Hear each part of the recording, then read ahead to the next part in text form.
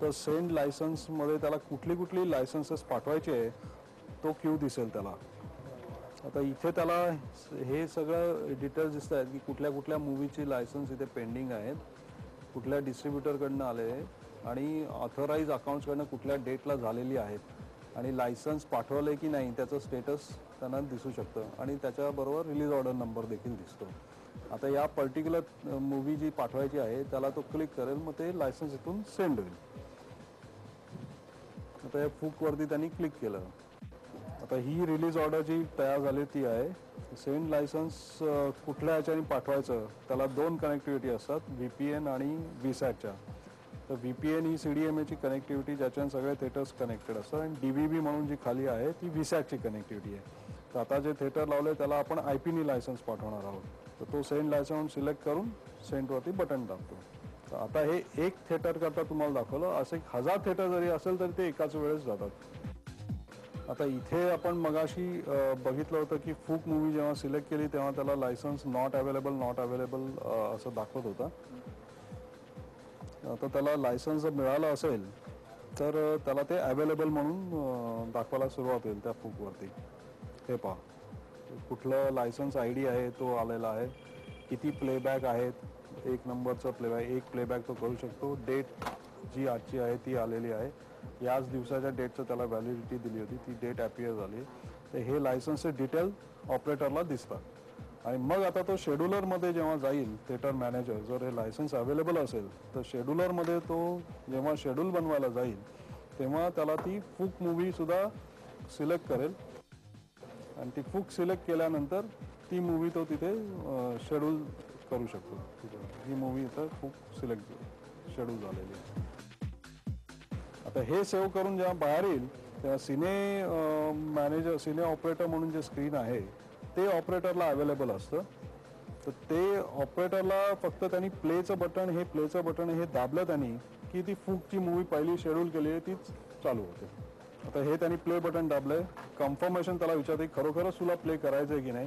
आता एक password टाकल्यानंतरच okay केल्यानंतर ते प्लेबॅक म्हणून दाखवेल. आता इथे प्रोजेक्टर वगैरे तुम्हाला काही लावलेलं नाही त्यामुळे सिस्टीम तुम्हाला एरर दाखवेल.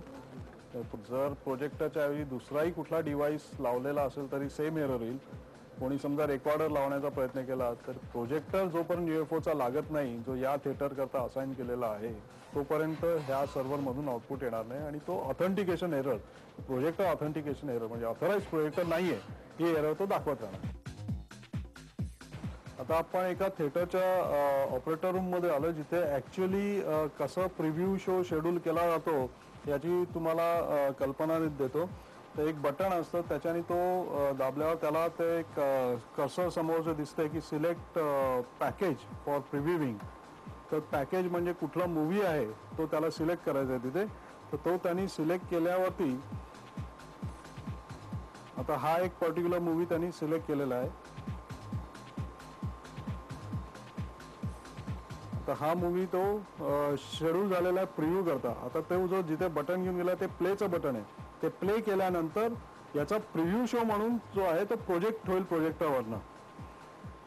आता तुम्ही ते बघितलं की त्यांनी प्ले बटन जे दिसत होतं ते क्लिक केल्यावरती हा शो आता चालू झाला. आता हा प्रिव्ह्यू शो आहे त्यामुळे मध्ये एक असा मोठा नंबर येतोय स्क्रीनचा.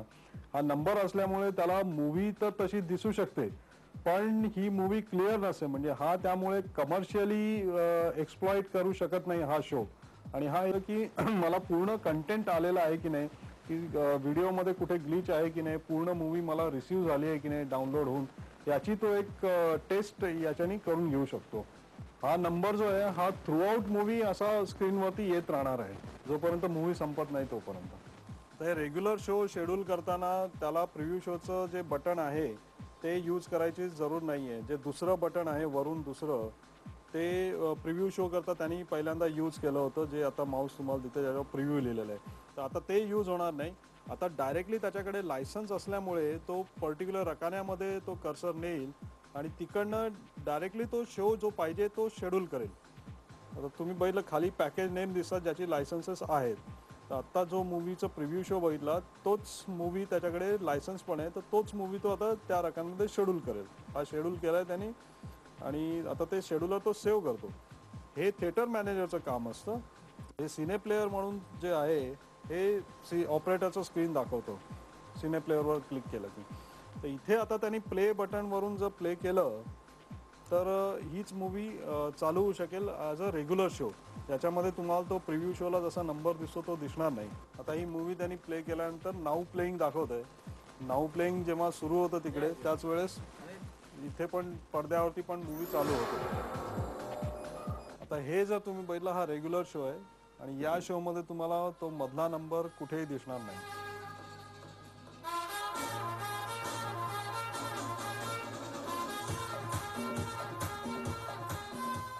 हा मूव्ही बीमचा आमचा बॉक्स, हा बॉक्स आता घरोघरी लागेल आणि या बॉक्सच्या माध्यमाने तुम्हाला आता व्हिडिओ ऑन डिमांड म्हणजे या पिक्चर पाहता येतील घरी. तर आमचा हा आईस सेंटर जे हे आहे ते बेसिकली रुरल मीडियाला रुरल इंडियात पोचवायचं, मीडिया प्रमोशनसाठी सुद्धा बऱ्याच नवीन टेक्नॉलॉजीज आणतो आहे. हा ग्रुप पुढच्या 2-3 वर्षात नेत्रदीपक प्रगती करेल याच्याविषयी मला काही शंका नाही.